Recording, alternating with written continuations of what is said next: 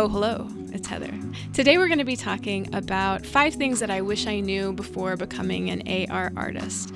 So, hi, my name's Heather Dunaway Smith. I am an AR artist, actually an immersive artist because I also do VR. But prior to that, I was an interactive artist and a designer and a developer making everything from games to apps and websites and, interactive installations at museums, stuff like that.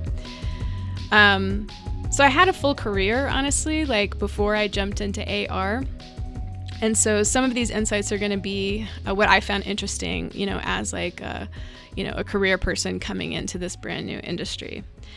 So first off, I wish there were some skills that I had developed before getting into AR, which it's actually okay that I didn't have them because I've been developing them as I go forward. But a big one was 3D. So I was totally 2D when I entered AR, and you can see that in a lot of my early experiments. And I still actually explore both 2D and 3D stuff in my spatial experiences. I think that's interesting. But anyway, 3D is a deep pool, and I think I was intimidated. Also, I'm an illustrator and an animator, like these 2D forms. There's a particular hand-drawn aesthetic that I like, that I typically go for. And that's just difficult to create in 3D. So the last few years, I have been accumulating that 3D knowledge and figuring out ways to bring my particular aesthetic to 3D. The other key skill that I wish that I had developed a bit more was coding, programming. This is the secret sauce that's really going to level up your experiences. And I actually was a coder before I started in AR, and I even knew JavaScript, which is the primary language for AR. But not super deep. I've just never been especially passionate about programming. It's just not what stirs my coffee, like the art part is. But I code because it empowers me. It enables me to make much more interesting experiences, and and it's doable. So I do it. I learned. But I wish that I had like a heftier chunk of that knowledge when I first started, just because I think it would have unlocked a lot of things a little bit earlier. But again, I've been learning along the way, like we all will. Number 2, there aren't really standards in XR just yet. It's still early in the development of this industry, and because of that, those things haven't been formalized and agreed upon. So there are a bunch of different ways to do similar functionality. Each piece of software handles it a little bit differently, and there's not an easy way right now to port between pieces of software. So let's say that you develop on software A and you want to distribute to the audience that software B allows.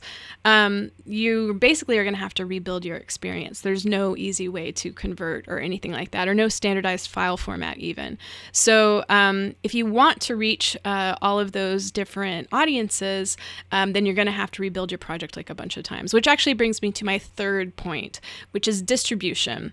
Depending on the piece of AR software that you're using, you're going to be able to access different audiences. So there are 3 very primary AR softwares, which each are linked to a particular social network. So there's Meta's Spark AR, which distributes on Instagram and Facebook. There is TikTok's Effect House, and then there's also Lens Studio, which is a Snapchat application. So when you create experiences for those particular pieces of software, they're only going to be available on those social networks. There's also an opportunity to create for everyone using products like Adobe Aero or Unity, which you're actually creating an app, or even browser-based stuff, which is Eighth Wall or Niantic Studio, for example. It's really important to think about the distribution of your project, your particular audience, who you're trying to reach before you jump into a project. It's really going to change not only what you build, but how you build it. The 4th thing that I wish that I knew about AR before I jumped in is that AR experiences have expiration dates. It's essentially temporal art in that AR is dependent upon the software that you use to create it, and the software is constantly being updated or abandoned. There is such a thing as a software graveyard, and this has happened multiple times within the AR landscape, so just FYI.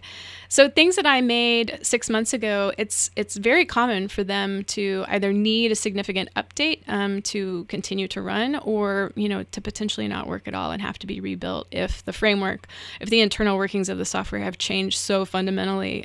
This has also happened to me before. So it's really important to document, like really document your experience, the creation of it, as well as what it looks like in situ and multiple situs since we're creating for AR. So document, and just hold it lightly, make lightly.